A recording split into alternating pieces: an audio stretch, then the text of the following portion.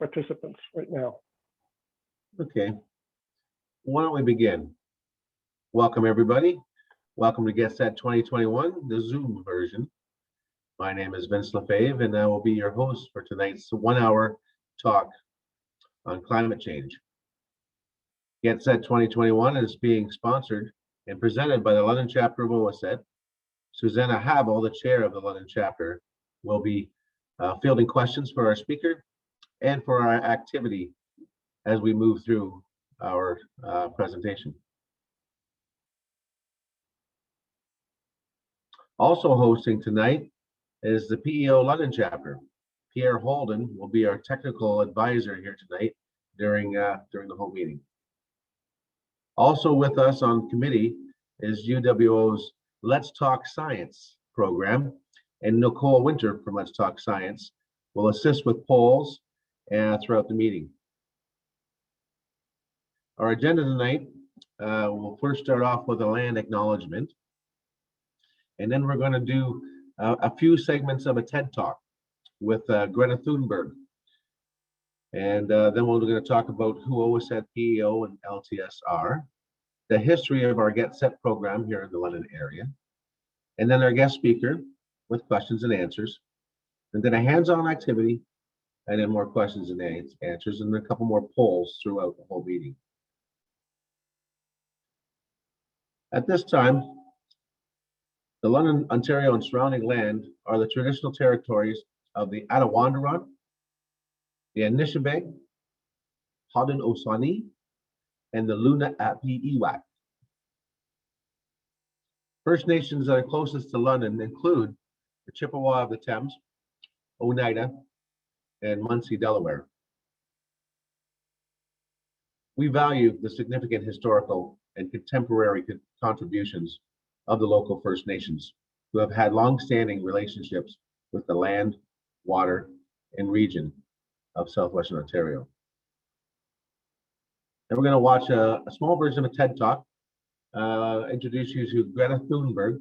She's a Swedish environmental activist, internationally known for challenging the world leaders to take immediate action against climate change. And ladies and gentlemen, she's 18 years old.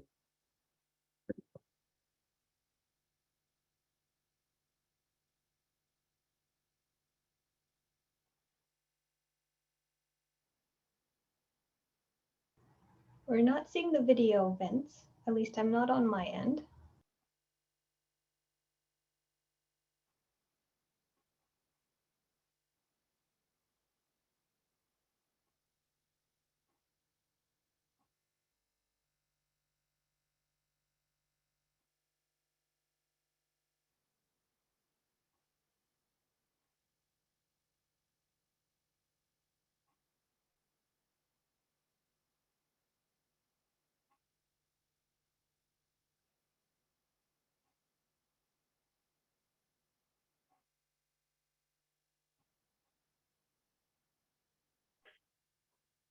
Vince, video is not working.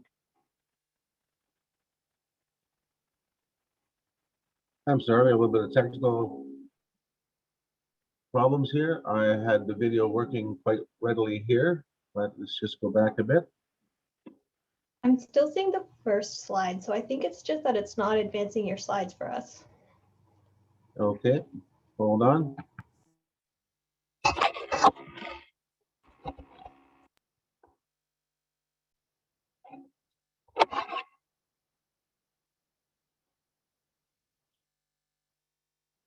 Okay, I'm going into share screen again.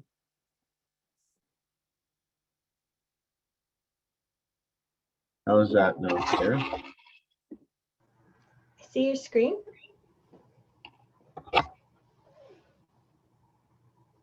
I see the screen. Yep. You just have to go back into presentation mode. But we can hear it now. Thanks. And just switch your display settings as well.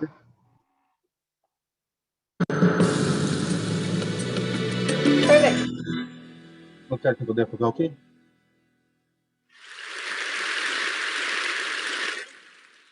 When I was about 8 years old, I first heard about something called climate change or global warming. Apparently that was something humans had created by our way of living. I was told to turn off the lights to save energy and to recycle paper to save resources. I remember thinking that it was very strange that humans, who are an animal species among others, could be capable of changing the Earth's climate. Because if we were, and if it was really happening, we wouldn't be talking about anything else. As soon as you turn on the TV, everything would be about that. Headlines, radio, newspapers.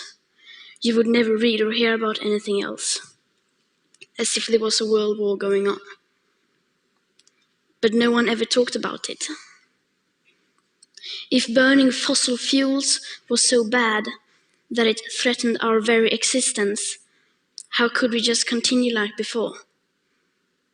Why were there no restrictions?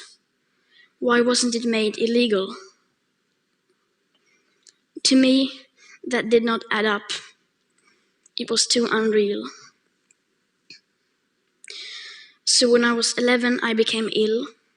I fell into depression. I stopped talking and I stopped eating. In 2 months, I lost about 10 kilos of weight. Later on, I was diagnosed with Asperger's syndrome, OCD, and selective mutism. That basically means I only speak when I think it's necessary. Now was one of those moments.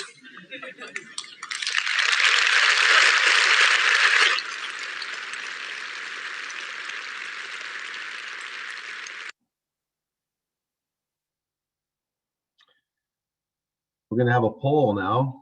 Get about 30 seconds to complete that poll. Yeah, so what are 2 things that Greta was told to do to help prevent climate change?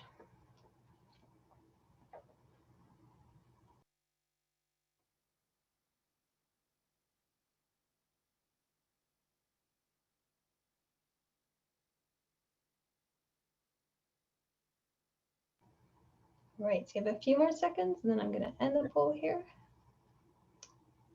All right, so let's take a look at results. All right, so we had turn off the lights and recycle paper as the top 2 choices, and that is correct.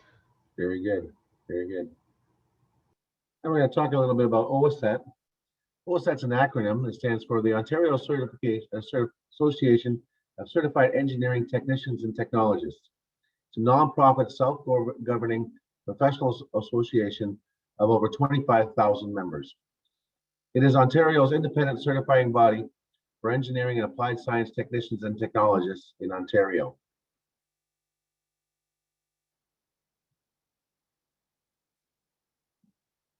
OACETT promotes the interests of engineering and applied science technicians and technologists in industry, in educational institutions, the public, and also the government. OACETT members are certified in the following 15 disciplines that protect the safety of the public in Ontario within their fields of expertise. From bioscience to mining and resources, we have a good coverage of technology for Ontario.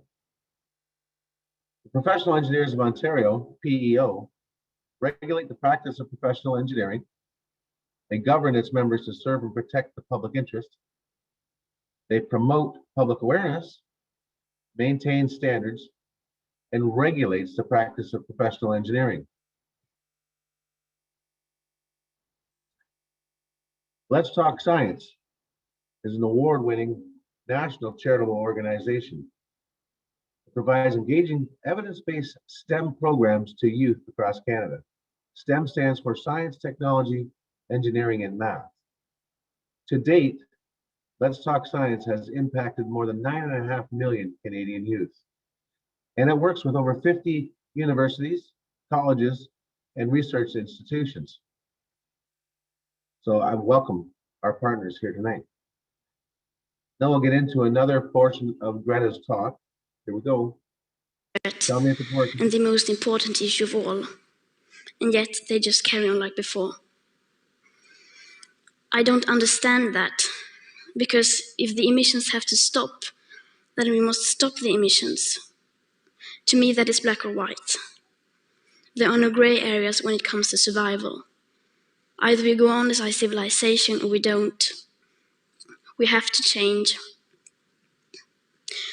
Rich countries like Sweden need to start reducing emissions by at least 15% every year. And that is so that we can stay below a 2-degree warming target. Yet, as the IPCC have recently demonstrated, aiming instead for 1.5 degrees Celsius would significantly reduce the climate impacts. But we can only imagine what that means for reducing emissions. You would think the media and every one of our leaders would be talking about nothing else, but they never even mention it. Nor does anyone ever mention the greenhouse gases already locked in the system, nor that air pollution is hiding a warming, so that when we stop burning fossil fuels, we already have an extra level of warming, perhaps as high as 0.5 to 1.1 degrees Celsius. Furthermore, does hardly anyone speak about the fact that we are in the midst of the 6th mass extinction, with up to 200 species going extinct every single day. That the extinction rate is today between 1,000 and 10,000 times higher than what is seen as normal. Nor does hardly anyone ever speak about the aspect of equity or climate justice, clearly stated everywhere in the Paris Agreement, which is absolutely necessary to make it work on a global scale. That means that rich countries need to get down to 0 emissions within 6 to 12 years with today's emission speed. And that is so that people in poorer countries can have a chance to heighten their standard of living by building some of the infrastructure that we have already built, such as roads, schools, hospitals, clean drinking water, electricity, and so on. Because how can we expect countries like India or Nigeria to care about the climate crisis if we, who already have everything, don't care even a second about it or our actual commitments to the Paris Agreement? So, why are we not reducing our emissions? Why are they in fact still increasing? Are we knowingly causing a mass extinction? Are we evil? No, of course not. People keep doing what they do because the vast majority doesn't have a clue about the actual consequences of our everyday life. And they don't know the rapid changes required. We all think we know, and we all think everybody knows, but we don't. Because how could we? If there really was a crisis, and if this crisis was caused by our emissions, you would at least see some signs. Not just flooded cities, tens of thousands of dead people, and whole nations leveled to piles of torn down buildings. You would see some restrictions, but no. And no one talks about it. There are no emergency meetings, no headlines, no breaking news. No one is acting as if we were in a crisis. Even most climate scientists.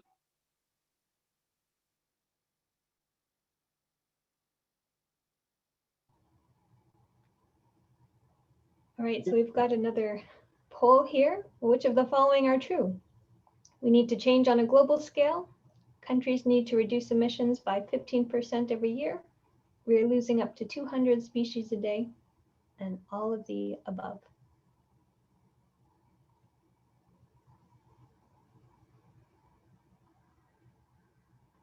Okay, got a few more seconds to get your answers in here.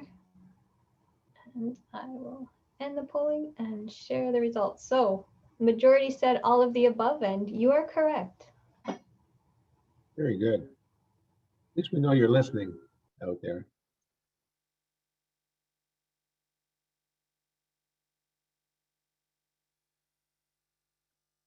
We're going to talk about our program called GETSET now. GETSET stands for Guiding Explorers Technology, Scouting Explorers Technology. It is a National Engineering Month event, and its first symposium was in 1998. And here's the first picture of our first symposium. At that time, my son was 8 years old, and he put together this Lego robot, and we had Robo Wars as our first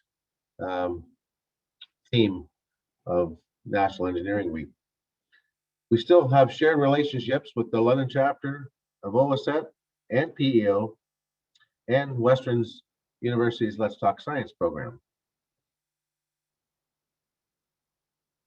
We developed the program into a 3-year cycle of themes. The first, of course, being robotics. Over the years, the youth have been able to assemble and program them, talk to them with speech recognition, coded the robots for specific tasks, and flew them, and of course, battled with other robots. And just recently, one of our symposiums of GETSET, we actually had Fanshaw's first robotics team come out, which was an all-female team with their robot, and our youth got to remotely control that device. So it's well-received program. Our second cycle was alternate energy. The youth that attended got to learn about hydrogen fuel cells, hydrogen vehicles, solar panels, PVC arrays, wind power, and magnetic propulsion, and a lot of hands-on activities that included that as well. The third cycle, of course, the climate change is what we're into this year. The youth actually got to do some hands-on activities, making shrinky dinks from recycled plastic. And there is my son now, 28 years old. I think that was 2015, 16, making shrinky dinks for the youth for keychains. Also, other activities, we can see the Let's Talk Science team on the right-hand side. They put together an activity that sparked the children's and youth's interests to how to remediate an oil slick and clean up the land and the environment around that damaged area.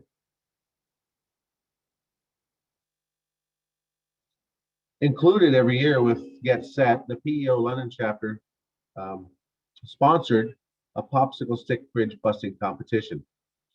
They would offer prizes, first, second, and third prizes, and the popsicle sticks could only be made out of white glue and popsicle sticks, and had to come within certain parameters: 250 grams, maximum weight, 50 millimeter span end to end, of course, white glue only, and the highest recorded load-bearing bridge was 289 kilograms. Quite a feat from a popsicle stick bridge, I must say. Now we're going to go into the last. They will ask why you didn't do anything while there still was time to act. What we do or don't do right now will affect my entire life and the lives of my children and grandchildren. What we do or don't do right now, me and my generation can't undo in the future. So when school started in August this year, I decided that this was enough. I sat myself down on the ground outside the Swedish parliament. I school striked for the climate. Some people say that I should be in school instead. Some people say that I should study to become a climate scientist so that I can solve the climate crisis.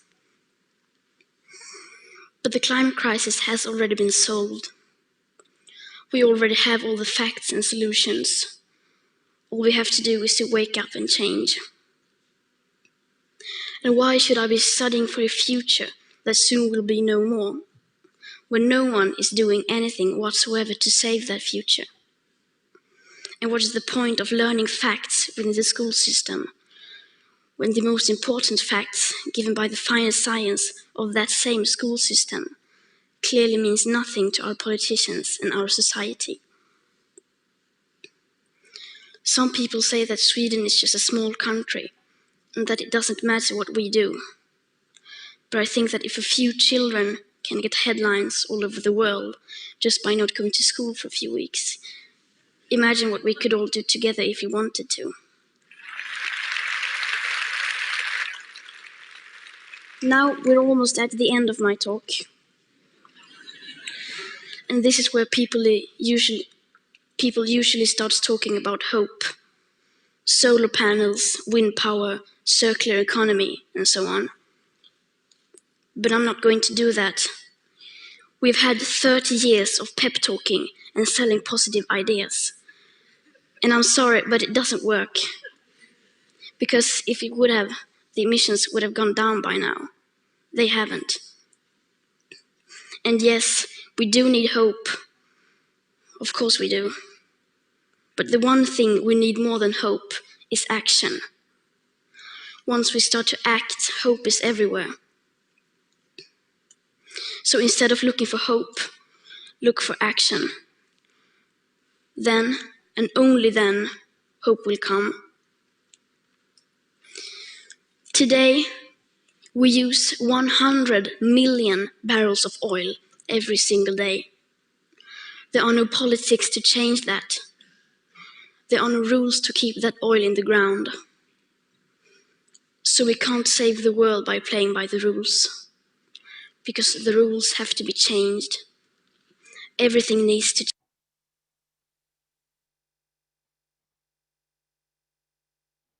Everything needs to change. Now we're going to start a poll here. Yeah, so before we do the last poll for the clip, we thought we'd just see who's in the room here. And if you want to let us know if you're involved in scouting or guiding, or neither.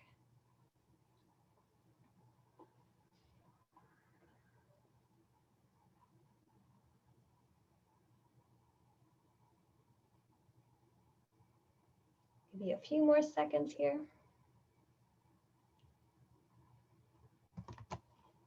Okay. All right, so we have slightly more involved in guiding tonight, but it looks good. And then I have one more I'm going to put up as well. Okay.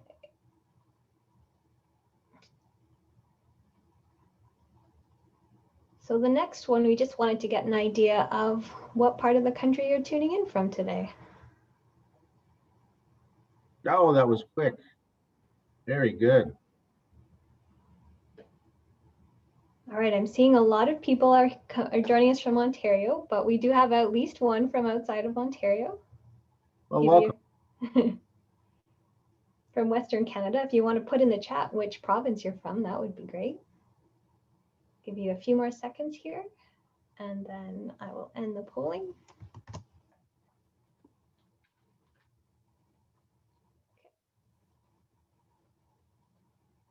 All right, so 98% from Ontario tonight and one from Western Canada. Welcome. Well, welcome all. Thanks, Nicole. Thanks for that. And I was going to put up one last one for Greta's talk there. Okay.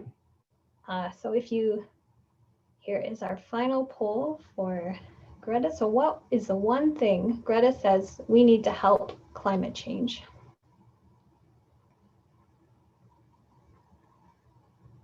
That says it right there. Yep, I see the answers coming in pretty quick here. Give you a few more seconds.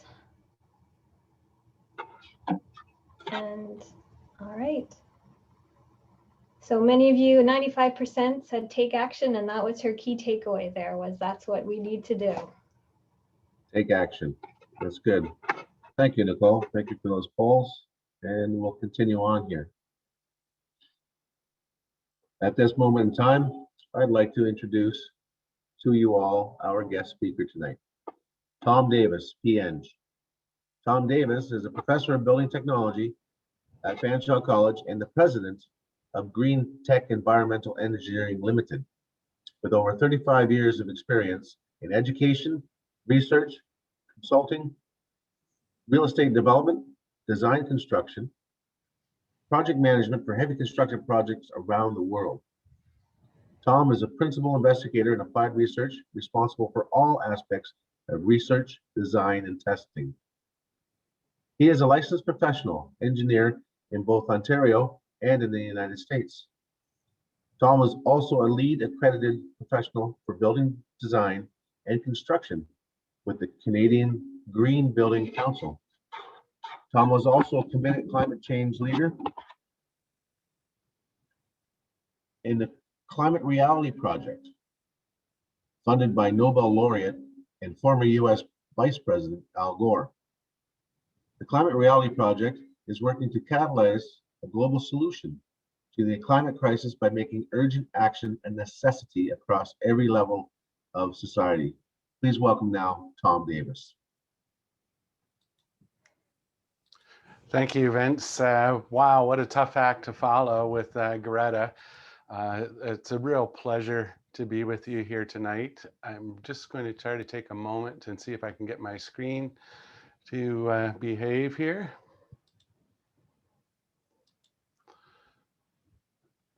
And I hope you see a full screen of Greta now. Right. And wow, what a tough act to follow. And thank you so much for all the flattering words, Vince. I do appreciate it. I'm going to do what Greta has indicated nobody's doing. And the reason I'm doing it is because no one is doing it. I'm talking about climate change. And it affects my profession as an educator, but it affects everybody on the planet. And one of the things that taglines of Greta's that I love is good jobs and a livable future. I don't think that's too much to ask of the occupants of this planet. I'm going to guide you through a few climate change slides to give you some of the background. Greta is a pretty fast talker, and she likes to use acronyms like the IPCC, which is part of our United Nations, and it's the entire world working on these solutions. I'm fortunate enough to work with a Nobel laureate, Mr. Gore, and the first thing that I'll point out to you on this picture is that object that you're seeing is something that we call the thin blue line, and that is the entirety of the atmosphere that we have available to us on our planet. Just to give you a little bit of climate change 101, we have that yellow ball in the sky, our star, the sun, which emits electromagnetic energy in all directions, but some of it hits our planet. You might know electromagnetic energy if you think of light. Light is a form of electromagnetic energy, and it travels at the speed of light. There's a real leap of faith, right?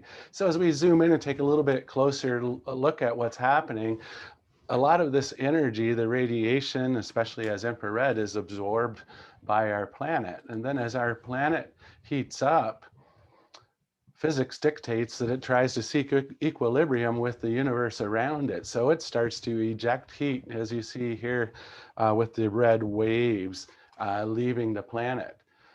We've always had some carbon dioxide in the atmosphere. So as a result, we've always had some of that carbon or some of that energy reflected back to Earth. That's the greenhouse effect. The issue now is that as we add more and more carbon to that atmosphere, what energy used to be leaving our planet now is being reflected back to our planet, contributing to global warming. As Greta indicated, it's a huge amount of carbon that we're putting into that air we breathe every day, 152 million tons to be exact. And oftentimes students ask me where that carbon comes from. The short answer is everything we do has some carbon footprint or signature attached to it.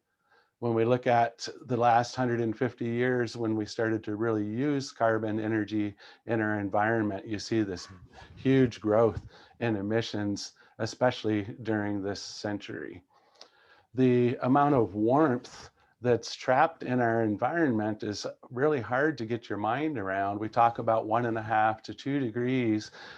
This measurement's a little bit more dramatic, and I want to warn you that Like Greta said, we have all the solutions. What we don't have is people talking about them. So unfortunately, to get people talking about them, we have to give them the bad news. So some of the bad news is that energy that's trapped in our atmosphere is equivalent to 500,000 nuclear bombs detonating every day. And if you can't imagine that, I'll show you what one looks like.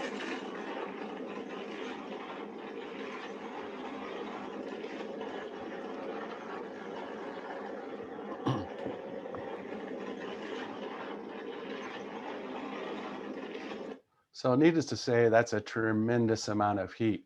So back to the solar radiation that's hitting our planet, guess what? Not all surfaces are created equal. If you think of color, and if you understand color and you think of white light, well, it's all colors, right?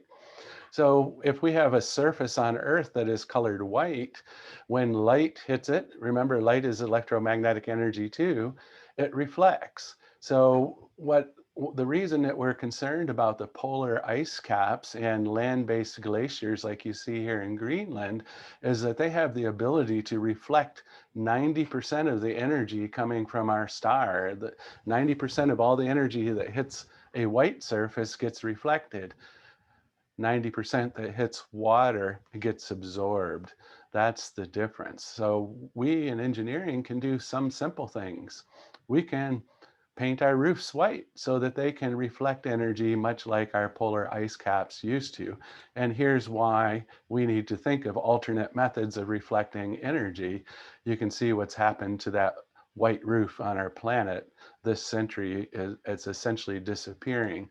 The reason is, and we'll look at this much more closely in a few slides, is that we're getting all-time record heat waves.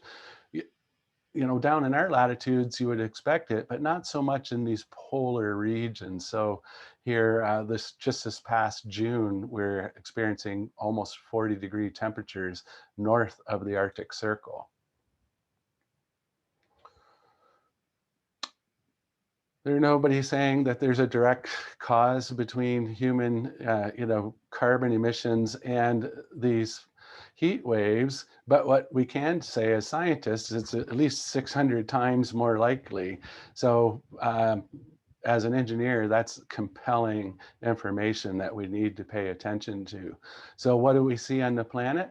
In places where there should be, meters of snow on the ground, we're seeing no snow. And in areas where we expect to see no snow, we're getting snow.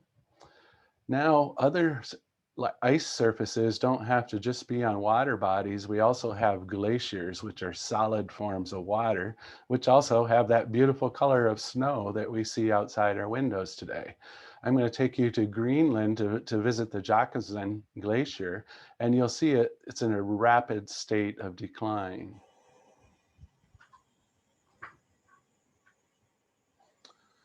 Those plumes of smoke that looks like that's actually the glacier crumbling under its own weight.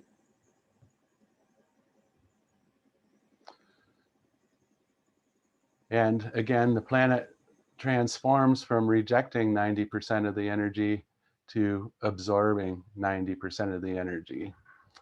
I have children, and I also worry about the future of Santa Claus, where if the North Pole is no longer solid under his feet, I worry about that. And we do measure this, and we've had 3 record heat waves in 3 simultaneous years. A comedian once said that the way that you can tell climate change is for real is that the hottest year ever is the year that you're currently living in. Well, I'm sad to say that the year 2020 is the hottest year ever recorded on our planet. So let's look at that temperature distribution. We expect the equator to be warm, and in physics, heat transfers from a hot body to a cooler body. That's called the second law of thermodynamics. It's a big, long name, but I'll show you a little image that I share with all of my students so that you can forever remember this. If you can imagine that you have a mountain and that flows down land to an ocean, and if I'm a raindrop, and if you understand gravity, if raindrop hits high on a mountain, it really only has one choice under its own propulsion, is to run downhill. So the second law of thermodynamics is that energy travels from high temperatures to low temperatures. So we have high temperatures at the equator. It tries to move to where it is cold on the planet. Well, where is it cold on our planet? The poles. So now when our equatorial regions heat up by 1 degree Celsius, our polar regions are actually heating up considerably more, in fact, 3 times more.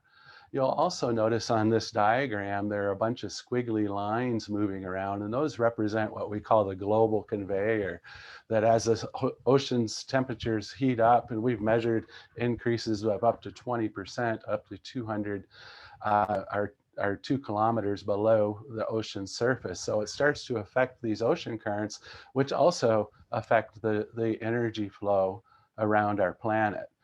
So one of the things that I tell my students is that if you learn nothing from me, learn that everything is connected. You can't affect one part of our planet and not have other effects on other parts of the planet. So as we turn up the thermostat, nobody really knows what's going to happen because we've never challenged our planet in such a way. This past couple of weeks, it got pretty cold down here, and I'm going to explain why. There's as our world spins, it pulls the atmosphere along for the ride. So the atmosphere generally moves from west to east as we're spinning beneath it. And to separate the cold, remember the cold areas and the hot areas, to separate them, we have another fluid on our planet we call our atmosphere. So that sets up something that we call the jet stream that has historically kept the cold air on the poles and the warm air around the equators. Well, as the temperature of the planet heats up, that jet stream, instead of being a west to east linear event, becomes more wavy or more undulating. So as you see those vortices drop or the jet stream drop, it brings cold air to the south, and guess what? The warm air from the south goes north.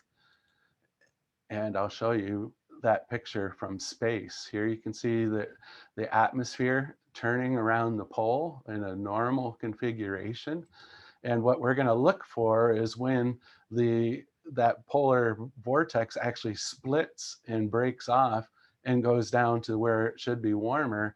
And the reason that it does that is all that warm air is pushing it away from the poles. So here you can see the jet stream becoming more wavy, and then ultimately it breaks. And that's what's pushing all of this tropical air up into Santa's hometown.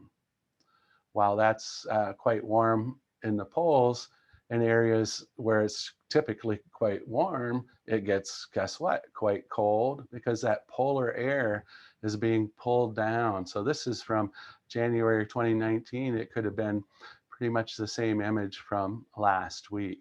So in 19, when that vortex hit, this year it was Texas, in 2019 it was Chicago. So I'm going to leave you with a little bit of good news here, and I think it's important to keep your eye on the ball. Then this time it's the yellow ball in the sky. And when we think about energy shortage, there's no such thing as an energy shortage. So we really have 10,000 times more energy than we can use, or we currently use, in everything we do on our planet.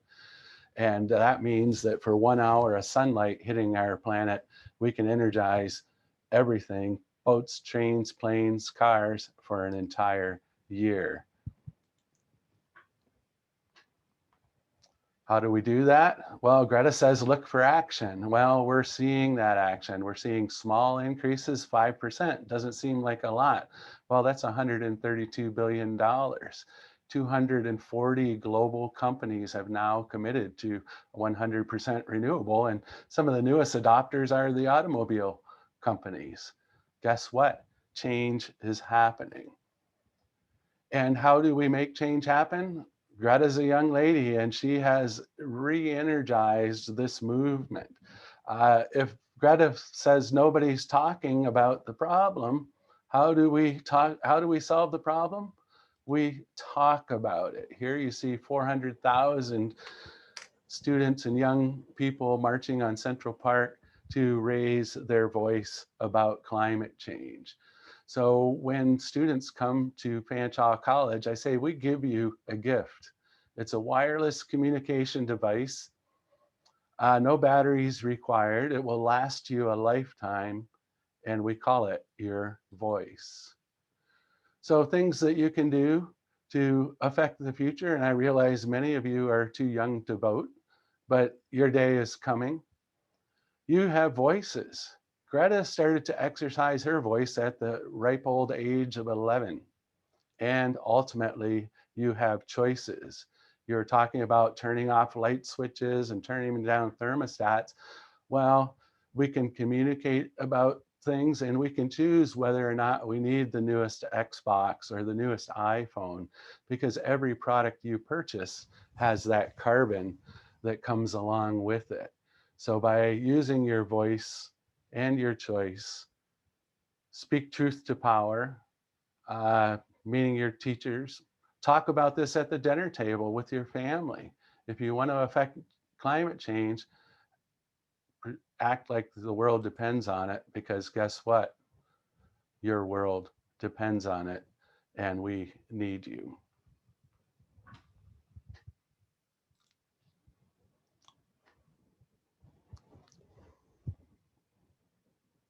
You're muted, Vince.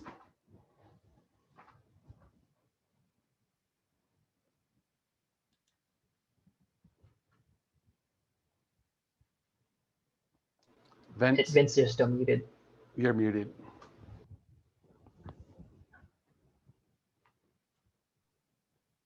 Hello, sorry, I was muted there. Thank you, Tom. Thank you for that very informative talk. We're going to go into a question and answer period now with Tom. Susanna is going to field some questions and have Tom answer them the best he can. Great.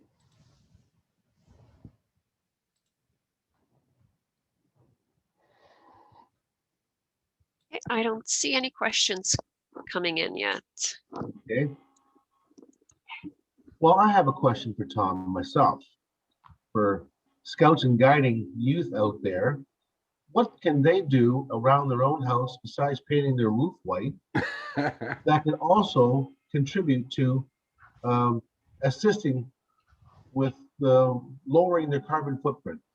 Well, thank you, Vince, and that's a great question. And everybody has, some form of that question. And my response is, what do you do in your life? How do you get to school? How do you shop?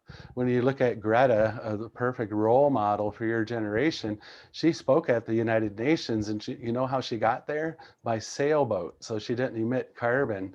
So how you travel matters. If you can bike or walk, do it. So if you can do it safely, of course, with your parents' permission.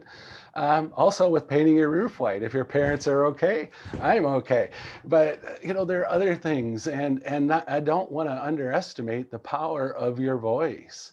I'm fortunate enough to work closely with Al Gore, and he would tell you the exact same thing, that every grassroots movements from civil rights and equity and voting and suffragettes, that it was all started with grassroots people talking about issues over the dinner table. Sure, turn down your thermostat by 2 degrees. You can save 20% of that energy.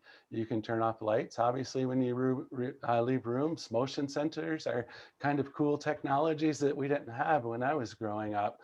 So there are other things like LED light bulbs. Every light bulb in your home should be an LED light bulb now. Those are good ideas. Anybody else have any questions for Tom? Oh, there is one question here. Did the COVID and extra sanitation add any extra effect on climate? Well, it had, a really surprising effect. And the first time in my life, we've actually seen a reduction of carbon emissions. So that's a good thing. It's a bad way to go about doing it. But certainly COVID affects us, every corporation on earth. We're operating a college, so that in order to bring humans back into these buildings, we need to make them safe. So we're re-engineering all of our air handling systems, all of our filtration systems. But unfortunately, until we can catch up all that technology, we actually end up operating our buildings more wastefully because we have to keep blowing air through them so that we're not accumulating these contaminants. Is that the way to go forward? Absolutely not. But you know, we're adjusting here 1 year into a global pandemic, and as I said, it's changed every business on Earth. Great questions. Well, thank you, Tom. I want to thank you for your time and for your incredible talk on climate change. I'm sure everybody learned something, even I have, from your discussion. I'd like to hear more from you down the road with other OACETT functions that we Absolutely. Well, I have a pile of slides, including those social equity issues that Greta was so concerned about, because what we find is climate and social justice are really one and the same. Thank you, Tom. It's my pleasure. Thank you. We're going to now continue into a hands-on activity with Let's Talk Science regarding climate change. And I would like to introduce you right now to Edward from Let's Talk Science, who will lead you through an activity to give you an understanding of the effects of climate change. Edward is a first-year medical doctor PhD student at the University of Western Ontario. Edward has completed an undergraduate degree in chemical and biological engineering at the University of British Columbia. Please welcome Edward. Hi, everyone. It's a pleasure to be here today. So I will just set up my screen sharing and hide all the boxes. Oops. Gotta do this in order.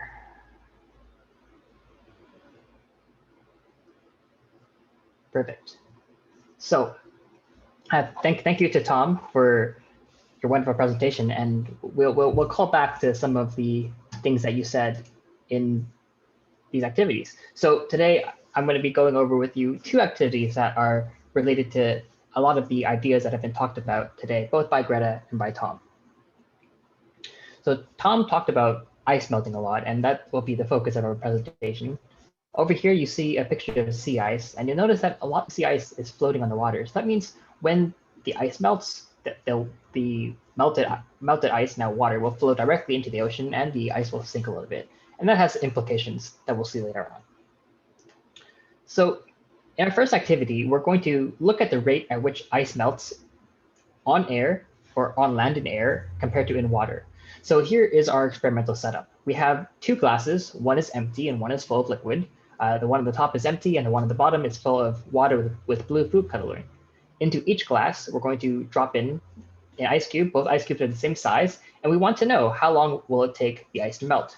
So I'll give you 30 seconds right now to write down your prediction, and I hope you have some pen and paper handy.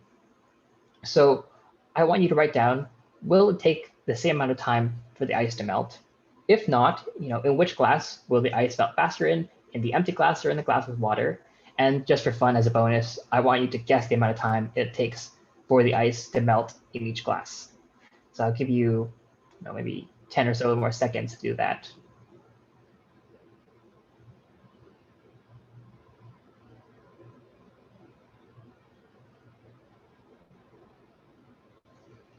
Okay, great. So I'm about to get into the experiment. So we have video here because that's the most amenable to the Zoom frontier. So here we go.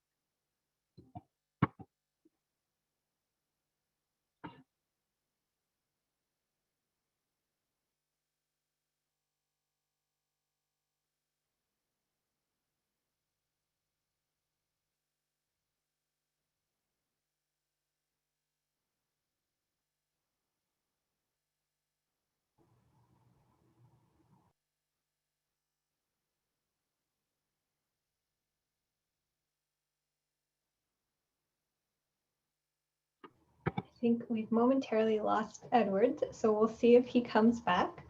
But how about while we're just waiting for him to get set up again, I'll just launch a poll from Tom's talk to see what you remember from then. So what color reflects the most light back into space?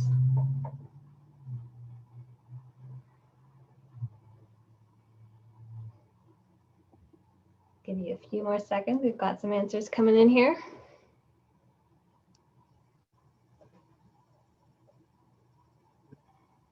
Sorry about that. One of the unfortunate realities of Zoom. Can everyone still hear me? Yes. We can still hear you. We just launched a poll while you were gone. So I'll just share the results here and say 88% guessed white, which is correct. So very good for paying attention there. Thanks. Perfect. All right, I will go back to share my screen and let's just pretend that this never happened. So here are our final results. And in case you missed it, actually, I will kind of spoiler, go back to, I think I was able to see where we cut off.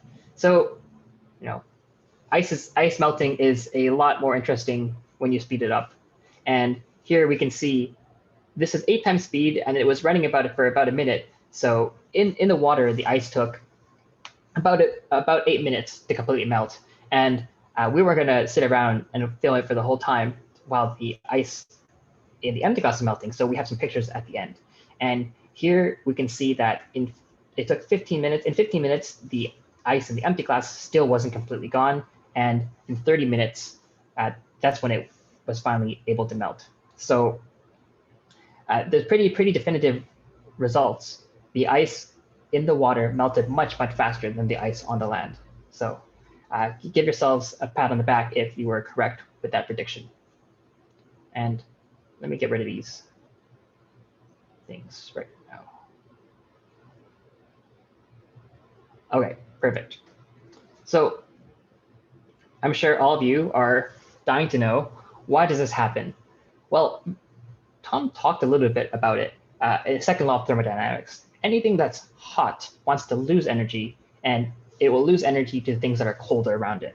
And one way that this energy transfer occurs is through a method called conduction. And conduction is essentially, you have particles. There's a hot particle and there's a cold particle. And when they come in contact, the hotter one loses some of the energy, so it gets a little bit colder, and the colder one gets a little warmer. So the important thing here is that you need the particles to touch, and particles all the time, they're kind of bouncing around. And on the left here, we can see a box of air particles. Now, air is a gas, and one of the properties of gas is it's not very dense. There aren't that many particles in a given volume. Whereas water, on the other hand, water is a liquid. So water does have quite a few more particles for a given volume. That means that it's much more likely for the ice to bump into a water particle, or more accurately, the water particle to bump into the ice than an air particle. And that's why the ice loses heat much faster in water than in air. Now, what are some of the implications for this? Well, I mentioned earlier that a lot of sea ice is floating. Actually, I think all sea ice is floating. That's why they call it sea ice. And when the ice melts, relatively more and more of it will be in contact with the water. And based on the results of our experiment, we've just seen that when more water is touching the ice, it'll melt faster. And now there's ice that's melting faster, which will increase the ocean level, which will increase the rate at which ice is melting. And that's kind of like a positive feedback loop. And that's kind of the obvious one. But I want you to take a second to think about, what are the other side effects of melting sea ice? And we can think back to some of what Tom was saying. Well, another impact of melting sea ice is that ice is very reflective. It's white. It's perfect for reflecting the sun's energy back into space. And once all the ice melts and we lose it, that further accelerates how quickly the Earth warms up. Now we're going to move on to our next experiment, and it might not seem a little related at first, so I'll try and explain. Ice is made of fresh water, so ice does not have. When ice melts into the ocean, which is salty, it'll make the ocean a lot less salty. So we're going to see in this experiment, we're going to take a look at how the saltiness or salinity or salt concentration of water affects one of the properties, which is how much buoyant force it can create. So we'll have 3 glasses, you'll see in a second, And into each glass, we're going to fill it with water and put in an egg. The only difference between all the glasses is we're going to have complete fresh water in the first glass, and that's designated by the open circle. In the next glass, in the middle one, we'll add some salt, and you'll see it's a half circle. And then in the last glass, I just dumped in a lot of salt, so it's very, very, very salty. And before I show you the video, I want you to draw out your prediction this time. I'll give you 20 seconds or so. So for each of the glasses, I want you to draw whether or not you think the egg will float on top, the egg will sink to the bottom, the egg will float somewhere in the middle. And I would encourage you to, if you've ever boiled your hard-boiled eggs, think about what happens when your eggs when you first put it in there. So a few more seconds to draw out your predictions. And here are the results. So remember that on the left, we have completely fresh water. In the middle, we have some salty water. And on the right is very salty water. So let's just play this and see what happens.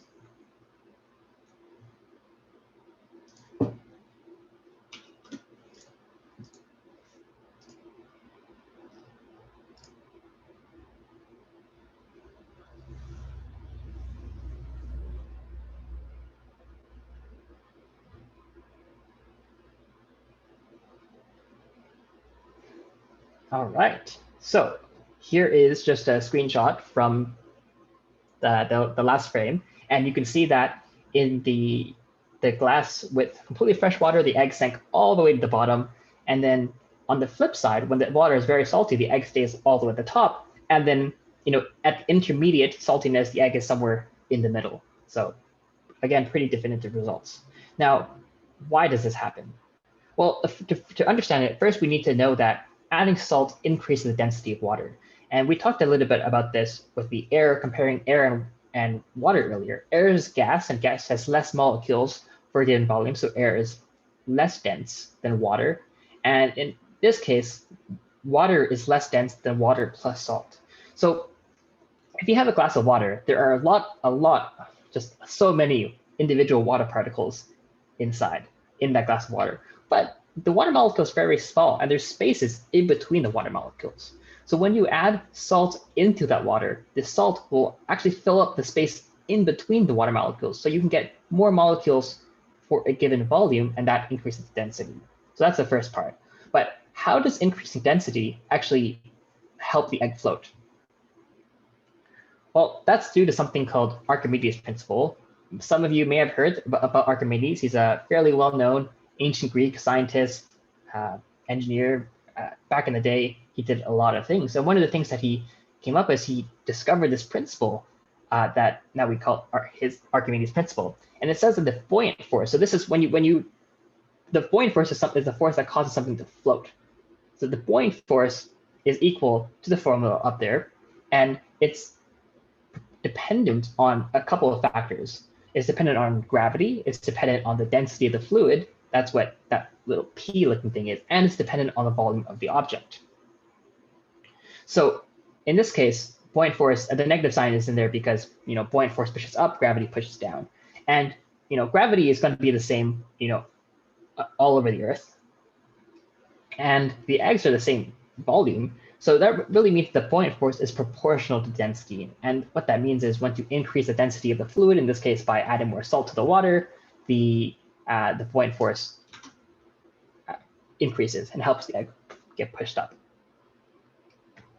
So what are the implications here? So we'll talk a little bit about the implications of melting CS in general and also increasing density. So when the ice melts, the ocean gets less salty, which means it's less dense, which means that there's less buoyant force. Now, is this really important? The buoyant force itself, like, does that mean all our cruise ships and container ships and all our other ships are going to sink in the ocean? Well, it won't, because we designed ships so that they would float in fresh water anyway. So it wouldn't be a problem. The ship sinking is not a problem. What is a problem, though, is that the changes in density of the ocean will affect those ocean currents that Tom was talking about. So ocean currents, but if we take out climate change, ocean currents are good because they bring they help circulate energy across the globe, and not only energy, but nutrients. And there's a special one, the Atlantic, that is responsible, I believe, for keeping parts of Europe warm. And ocean currents occur because warm water is less dense than cold water. And the reason for this, I encourage you to look it up if you're interested. But the reason of this is actually, the amount of molecules that can fit in warm water. Warm water is hotter, so the molecules are spread apart a little bit more. Now, when you melt the sea ice, that changes the density, and that'll affect the ocean currents. So it'll affect our natural energy transfer system, but it'll also affect, the movement of nutrients across different parts of the world, and that will affect aquatic species. So one of the big takeaways from Tom's talk is that the Earth is a network. What you do in one place will affect changes in other places, in other domains, and that's really what we see here as well. So with that, thank you all for your attention. I'm happy to take your questions, and thank you to the NEM sponsors. Edward, thank you for that. Are there any questions at this time for Edward regarding what he's just talked about? I saw someone raise their hand earlier.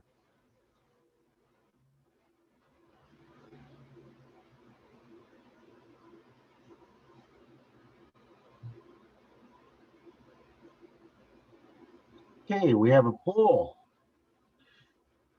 Please kindly fill out the poll. We'll give it a few seconds here, half a minute.